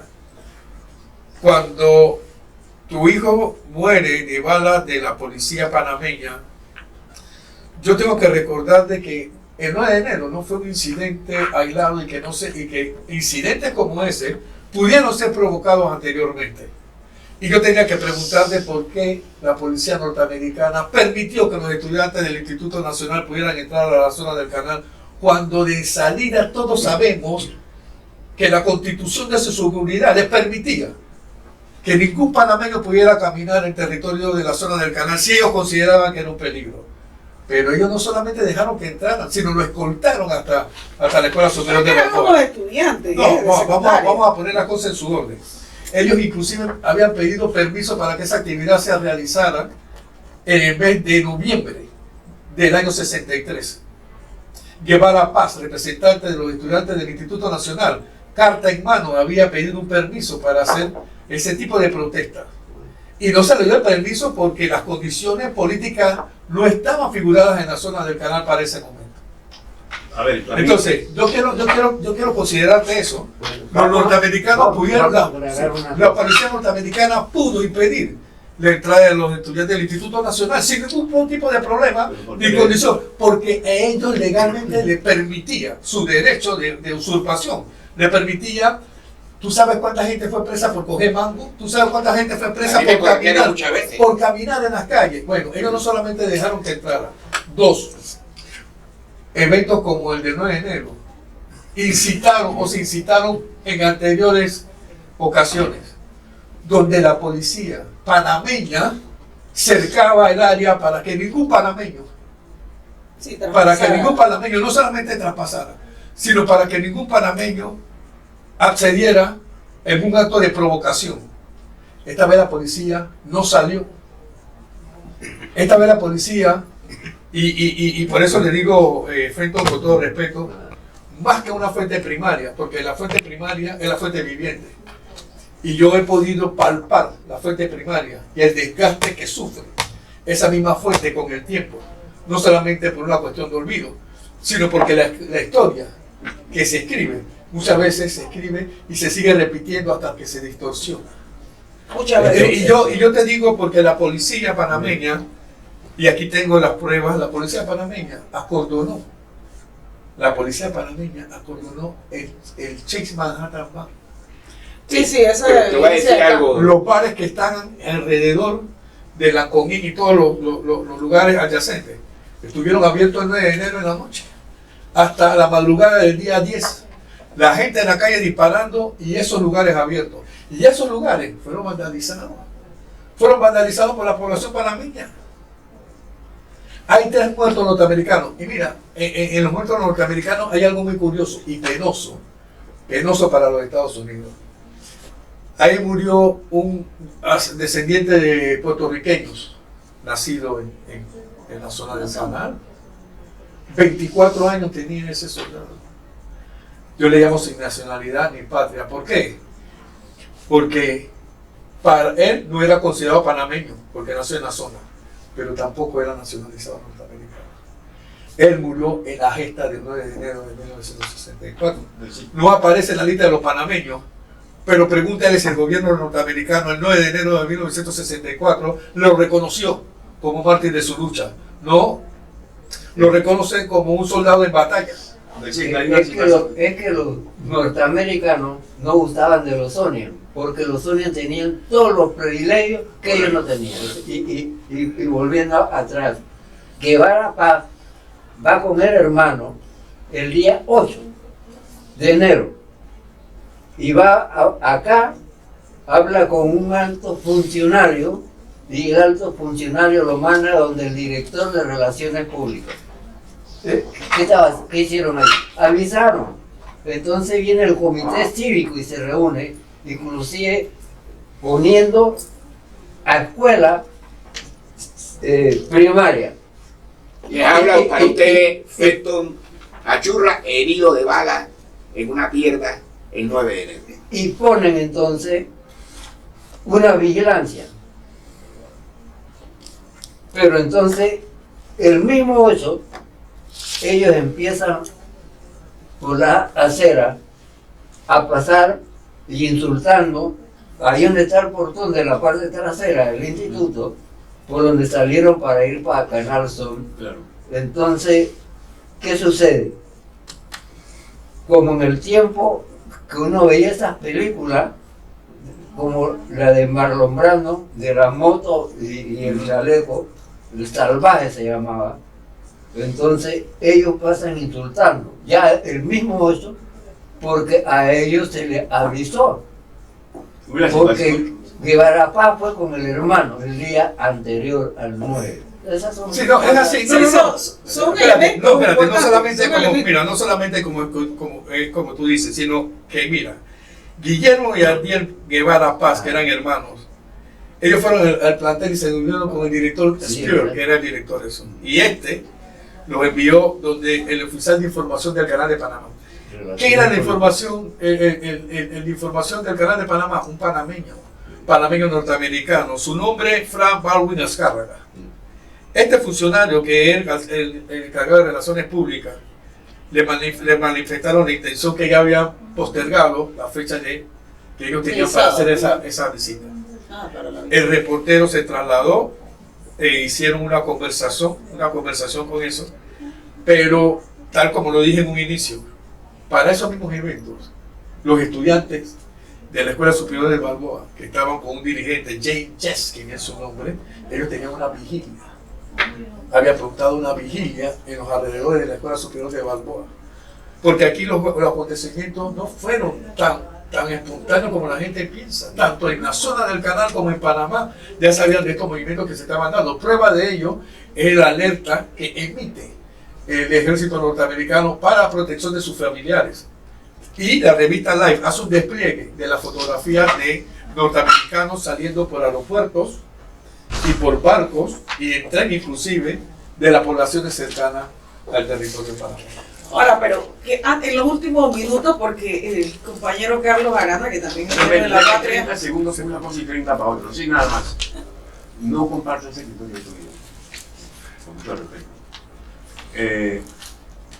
los estudiantes panameños que fueron allá a ese día, ahora, no probaban jamás. Había un convenio ya de que te tenían que poner las dos banderas. Eso no fue una sorpresa, no. No, pero es que eso no, eso no o pasa. sea, no, entonces, Y es más, prueba de eso es que prueba de eso es que el director de la escuela de Balboa sabía y era consciente de que esa bandera tenía que ponerla. Había un convenio a que los chonias no querían y que los padres, esa era otra vaina. Pero no que él hizo, nos vamos a esperar, nos vamos. Eso no hubo. No, pero es que, y yo coincido con más allá de que Claro, fuese o no aquí un movimiento espontáneo. Aquí no se trata de mejorar o de no validar la participación. De descalificar y menos de los institutores. Claro. No, y menos los institutores. Correcto. Pero también hay que ver las cosas de un punto de vista objetivo. Pero la Guardia Nacional. Pero cuando usted trabaja en la zona del canal, le voy a poner un ejemplo. Yo era beneficiario del Gorgas. Ahora te estoy hablando de una situación mía. Yo era beneficiario del Gorgas. Mis hermanos también eran beneficiarios del Gorgas. Pero ahora tengo una pregunta. ¿Sabías tú que mi papá tuvo que ver los procesos del Silver y el Gold Roll? Bueno, ahora yo tengo una pregunta. ¿Tú conoces a algún ciudadano panameño que haya tenido hospitalización o derecho en el Gorgas? Había un gala que era para Ahora, los panameños te del voy a Silver decir Roll y del Gold por Roll. qué tenemos que seguir en esta conversa, porque ya no la podemos agotar en la tarde de hoy. Es que lo que usted dijo de antecedente, en realidad hay una mezcla entre unos planteamientos y otros, que es lo que usted trata de identificar y que tenemos que tener muy claro. Una cosa era el movimiento nacionalista, que históricamente venía desde 1903, y otra cosa era lo que en la década concretamente, del 30 al 40 hasta el 60, se había ido consolidando en paralelo de un movimiento antiimperialista de panameños. Una lucha generacional. Así es. Entonces habría en estos jóvenes llegaban a sus mentes, me explico, a esta juventud improvisada, como bien lo podemos Y identificar, claro que improvisada. estos elementos, no solamente de nacionalismo, sino de un claro antiimperialismo frente a ese enclave colonial que teníamos en ese momento. Así que, vaya, lo de improvisado no lo es tanto en el sentido, como bien lo plantea usted, porque son el resultado de un proceso. Claro, entonces, vamos a estos muchachos no tenían ideología ni partido político. En las informaciones de ellos, en esa época de la entender, como que fueron manipulados por las izquierdas, por los partidos comunistas. Como ya venían resentidos, escucha, como ya venían resentidos. Yo sabía de qué Kennedy venía, eso, lo de Kennedy con Cuba, con los misiles, ya venían resentidos. Entonces ahora viene Panamá, le quiere prender algo. Panamá no quiso prender nada, vuelvo y repito, por la pendejada de ellos, de no permitir que si sale esa bandera, se formó todo. Pero es que no era solamente. No, pero ya venía el sentir, pero compañero, hay que nosotros- agregar, porque esto se está grabando, hay que agregar que ya venía desde 1904 todas las generaciones de panameños y panameños diciendo: este tratado a perpetuidad no puede ser. Y los abusos. Mira, Y los abusos. Yo no lo puedo ¿Me explico? llevar, yo no lo puedo llevar a un emblema patrio, porque inclusive esa era la parte que quería explicarme. Mi papá trabajaba en la zona del canal, nosotros teníamos derecho a atención médica. ¿Usted sabe qué pasaba? Había una garita. Porque en el hospital quién sí, Gorga, quién no. en el hospital Gorga, la ala de atención médica, aunque los doctores eran blancos, había doctores blancos que no atendían a gente negra. Y cuando usted iba a la garita, usted tenía que presentar un documento y reportarse. No es que tú vas a entrar porque tienes un Son caso de muchas urgencia. circunstancias, no, y Son hablar, muchas pero, circunstancias las y además que nosotros hay seguimos, factores que fue un simple no los tocamos acá, pero factores externos que estaban en el entorno latinoamericano, por ejemplo, Totalmente. el 59 y la llegada de la Revolución Cubana. El asesinato de Kennedy. Así es, bueno, Le echaron la culpa a los sectores comunistas. el surgimiento de la guerrilla en Colombia, o sea, eran Sí, lo otros que quiero elementos decir que lo estaban en siguiente el es- entorno. En todo movimiento de esta naturaleza, siempre va a haber personas que quieren aprovecharse. Así es. Yo recuerdo que al lado del psicólogo, todavía hay unos almacenes allí, salió un muchacho con un televisor. Lo venía. ¿Hubo saqueo? Sí, claro. No, pero eso nadie lo Pero está negando. espérate, Nadie lo está negando. ¿qué hicimos nosotros?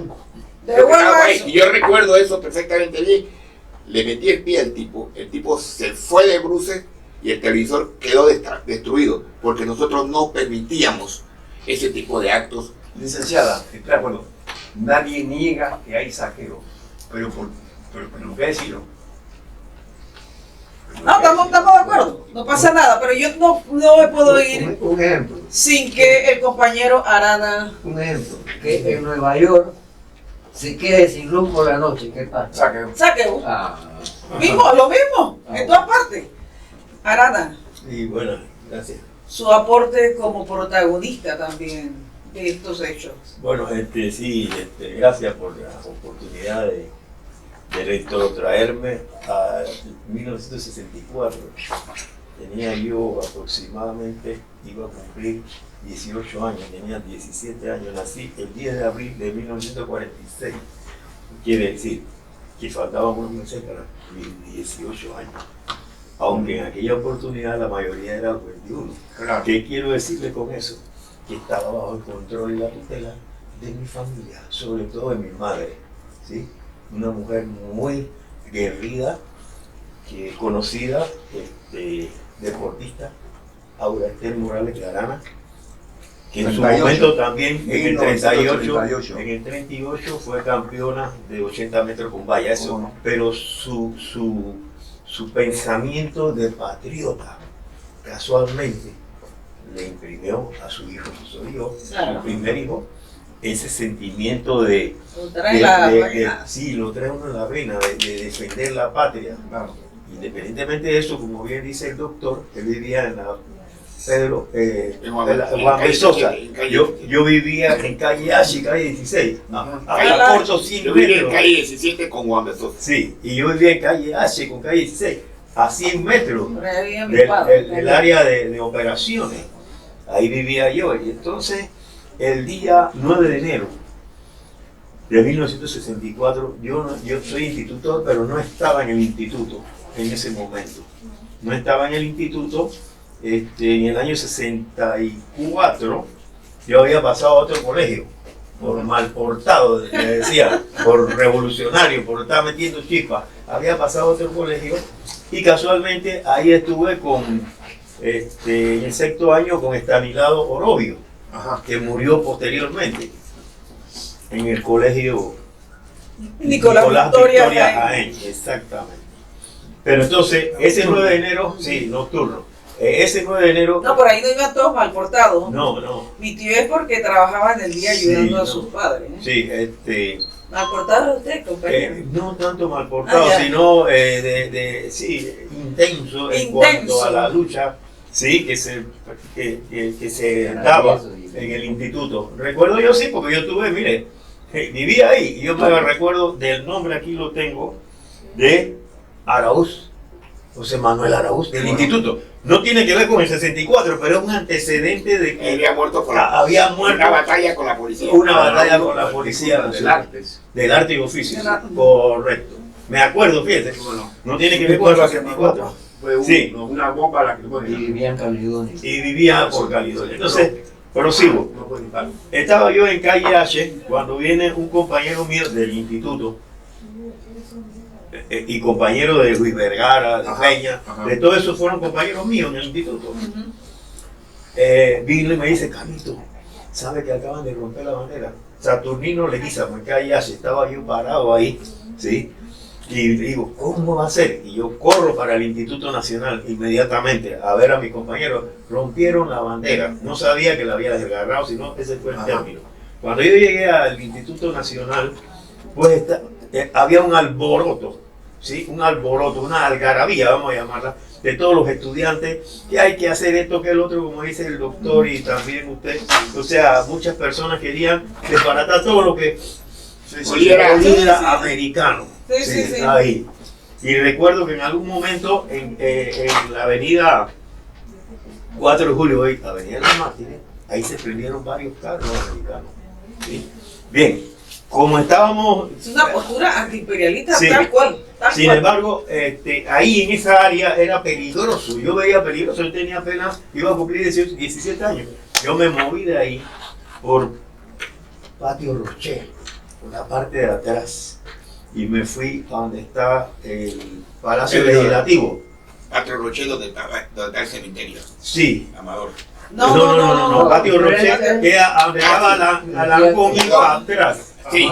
Por San Vicente de Paúl, por ahí. Sí, Frente al museo, frente a la calle que queda frente al, sí, frente al teatro, museo. no, frente al Teatro Presidente.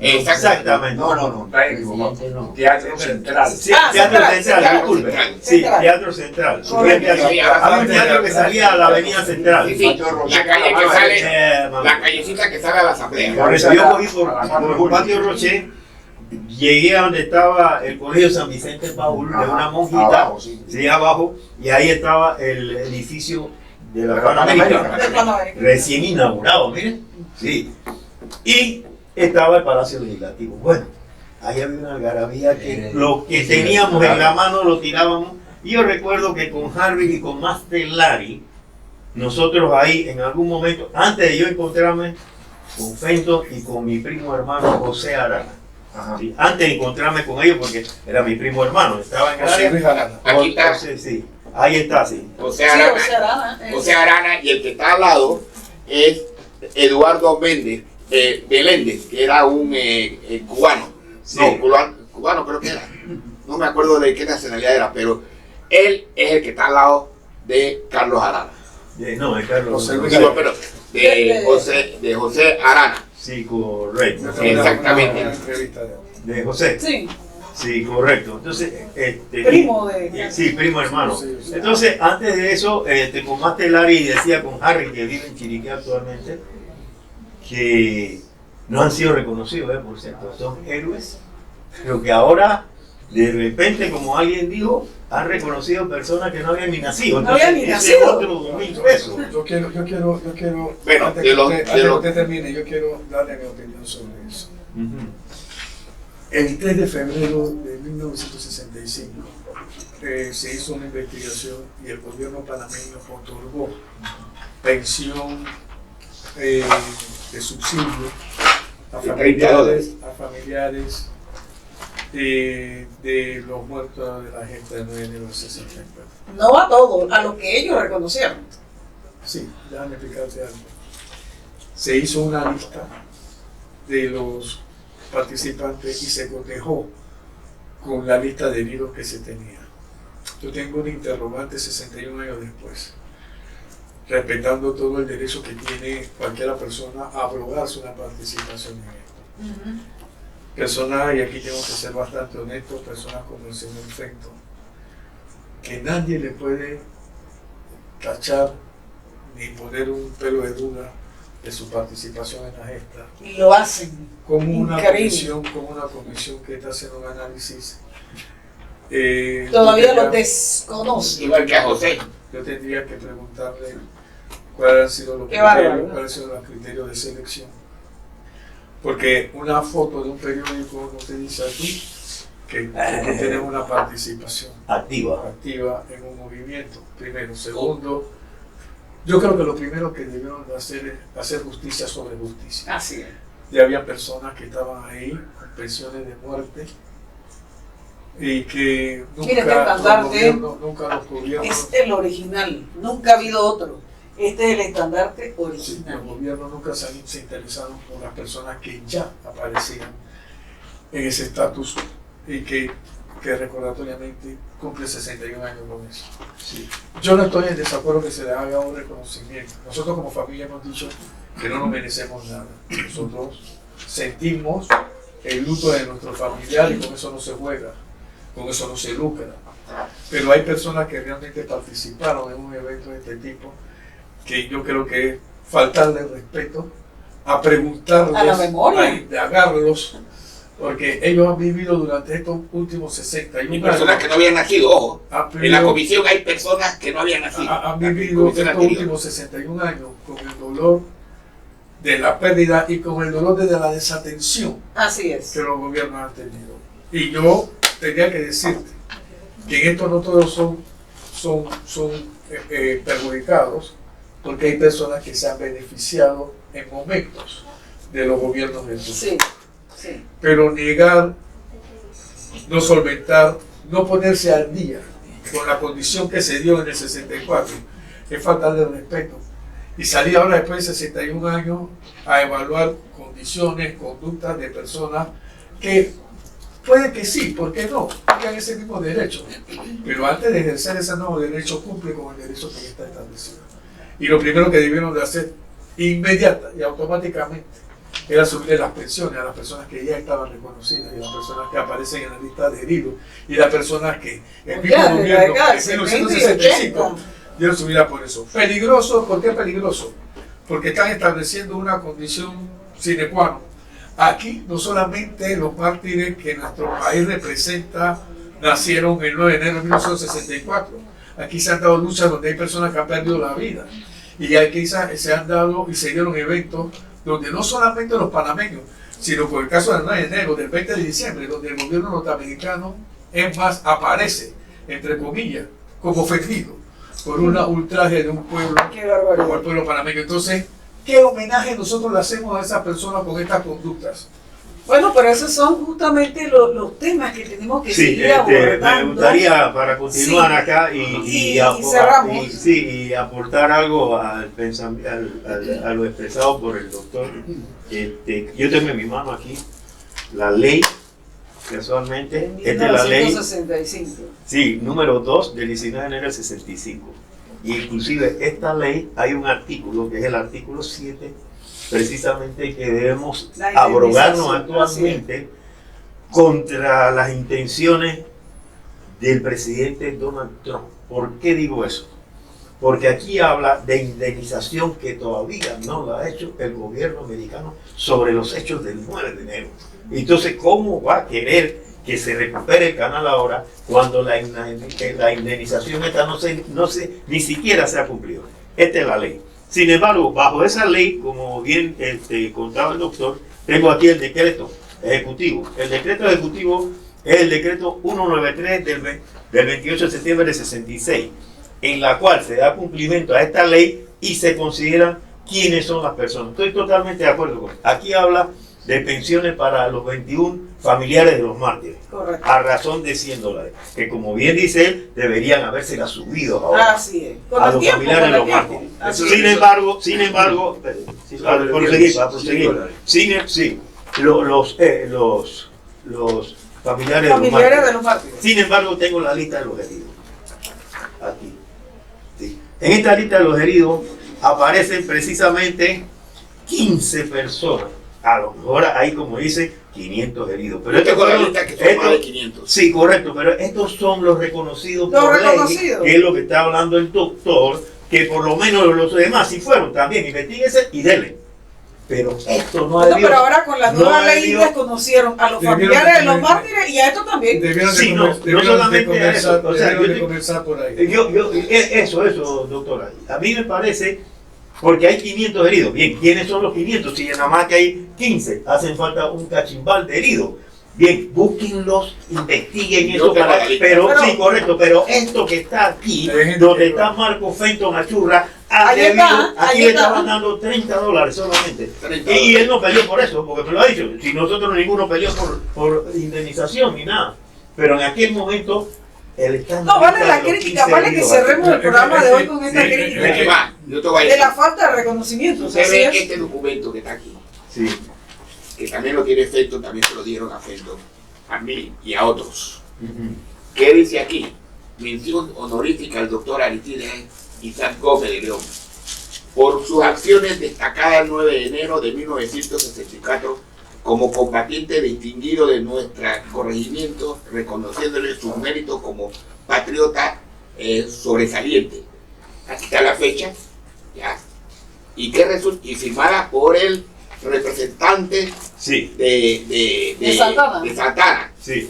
No, eso está muy bien. Ese es un reconocimiento que debe ser reconocido. Pero ya esto de salida. Pero para continuar acá. Ya sí. Esto de para salida. Para cerrar, porque vamos a cerrar. Ya de salida. Es un reconocimiento del barrio de Santana. Pero bueno, ya vamos. Correcto, sí. Entonces, para continuar, visto eso, había quedado en que habíamos prendido un carro con placa amarilla, ¿sí? De los americanos, y que se lo metimos precisamente al edificio este. Di nombres completos. Harris, Héctor Julio Harris, me acuerdo, y Mastelari, y había otros ahí. Bien, posteriormente a eso, yo me moví, porque no había un liderazgo. Nosotros le dimos a comandante efecto comandante porque él fue el que puso la bandera el día 9 de enero en un poste. Pero ahí no había liderazgo y coge para aquí, coge para acá. Fue una efervescencia producto, digo yo, de lo que era la adrenalina de la juventud que teníamos cada uno, esa adrenalina que nos salía. Aquí está una foto inédita. Miren, esta foto no la tiene mucha gente. Yo la tengo. Esta, sí, sí, por eso le digo, Yo usted es quiero uno de los mucha que la tiene. Pero hay un close-up que se hizo. Yo traté de hacerlo, pero no se ve bien. Sí, Esa foto, yo hice una entrevista a Gasteluz. Sí. Esa foto se la toma el fotógrafo de la revista Life, a Gasteluz, cuando Gasteluz le está Mire. tomando la foto a los señores que no están entrando, ellos vienen saliendo. miren, aquí están las dos, aquí está la foto y aquí está el close-up, miren, el close-up. Y este close-up quiero enseñarle aquí porque otra de las injusticias, hablamos de la injusticia que él está por ley, pero aquí, el día, fíjense ustedes, tengo aquí con fecha 14 de enero del 64, cuando nadie pensaba, porque ahora resulta que después del 2022, que vino un presidente y firmó ahora se han unido un poco de gente que ni siquiera militaba. nacido. Mira, No habían nacido y no aquí está militaba. José Arana. Y Sí. José Arana, No está al lado de acá, con y la bandera. sí, José Arana, el que está al lado de acá, no fue reconocido. Es más, pidió reconsideración a la comisión y no fue reconocido. Y aparece entrevistas y todo eso. Y el otro que está acá ya murió. Que Mire, es, el que está al lado es. Estas son las cosas. Que era Eduardo Sí. Menéndez. Sí, para continuar, doctor. Entonces, estas son las cosas que hay que darle la realidad. Esa es la realidad. Hay que hacer justicia. Fíjense esto. Mario J. Bobadilla, en el 64. ¿Sí? Aquí tengo la fecha. 14 de enero. Casi 5 días después. No se puede inventar quién estaba ahí o no. Aquí dice, Ecro Estelar del 9 de enero. Y le hace la entrevista a mi primo hermano. Yo estuve ahí pegado a él, aquí está, y saca esto en el diario La Prensa. ¿Usted sabe qué pasa con la comisión? No está reconocido. No está reconocido. Este es primo hermano mío. Sí, ¿dónde está él? Bueno, él está Yo iba a venir hoy, pero. Porque quiero decirles, Sí. y yo le voy a hacer ese aporte al Instituto de Estudios Nacionales de la Universidad de Panamá. Nosotros somos dueños de una colección de videos de la gesta de enero del 64. Adquirimos derechos de divulgación, más no derechos para su comercialización.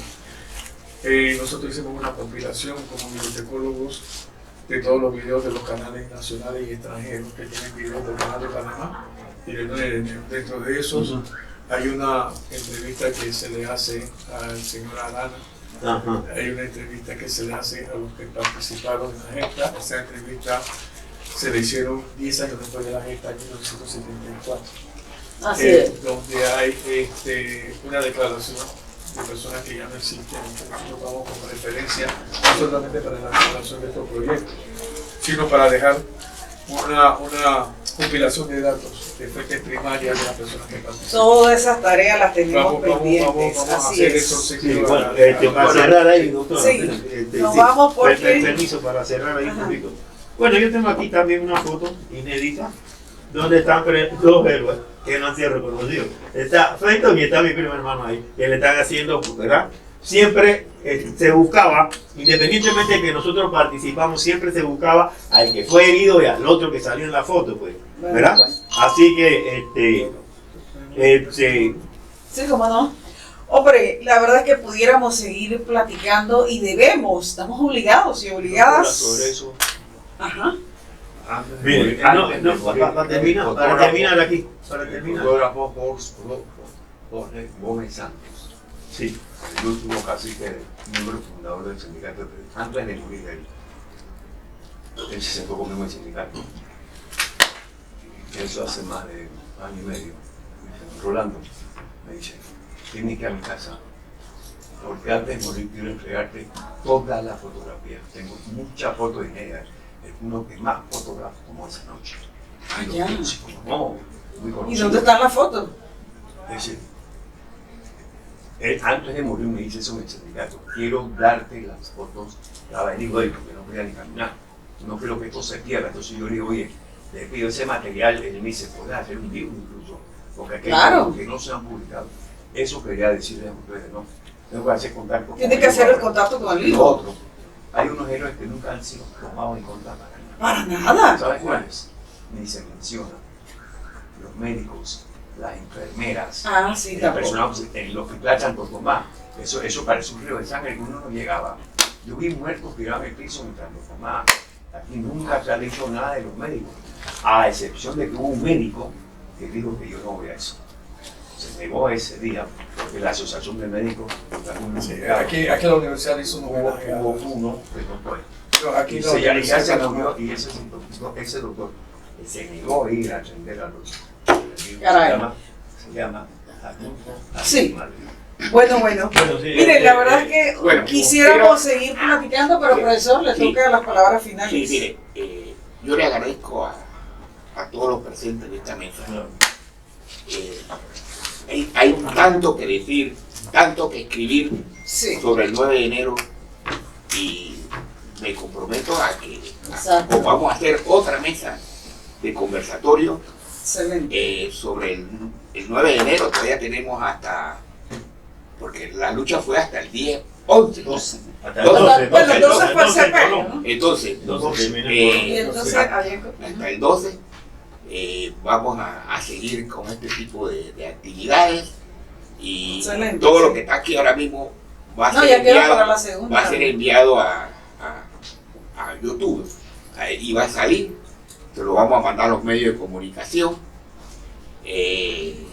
Si esto es parte de las funciones del Instituto de Estudios Nacionales, de este tipo de actividades, Así es. y seguiremos con este tipo de actividades porque yo creo que la historia, aquí tenemos historiadores, vamos a invitarlos a que ellos escriban este documento. Por ejemplo, hay que pasarlo a un comunicado, ¿ya? Por otra parte, quiero decirle al alcalde de Panamá, Mirachi, que está muy equivocado en su planteamiento. Él tiene que ser respetuoso de este día 9 de enero, que es sagrado para todos los panameños, y que invito al pueblo panameño que pueda ver esto que va a ser pasado a los medios de comunicación, decirle de que no asistan a esas chupatas como lo quiere hacer ver el alcalde, que es necesario que se abra esto. Los medios, los negocios, no, los negocios, esta es una fecha histórica para todos los panameños y todo aquel patriota panameño que se siente panameño, hombre de negocio, no debe abrir sus puertas ese día. Así Y los invitamos.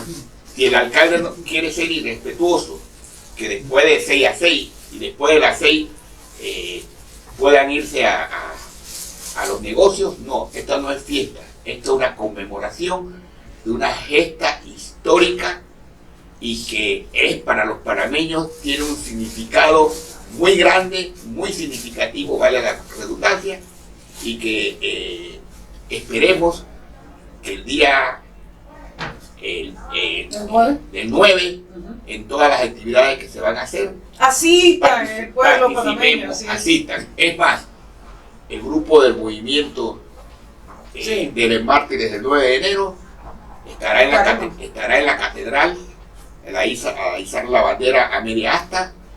Luego vamos a estar en la misa de la Merced, la iglesia de la Merced, Sí. y luego vamos a estar en el Jardín de Paz. En el Jardín de Paz, algunos de nuestros compañeros hará uso de la palabra y también tenemos que demostrarle al presidente de los Estados, al presidente, el electo presidente Trump, que los panameños estamos dispuestos, ¿ya? Si hay que volver a un 9 de enero, volveremos. Así Y estos es. pechos viejos de la generación del 64, estamos dispuestos todavía a continuar la lucha, Y los no tan viejos también. y los no tan viejos. Hombre, Si nosotros, esa juventud del 64, puso el pecho al grito amargo de la metralla imperialista. Si hay que volverlo a hacer, lo haremos. Así es.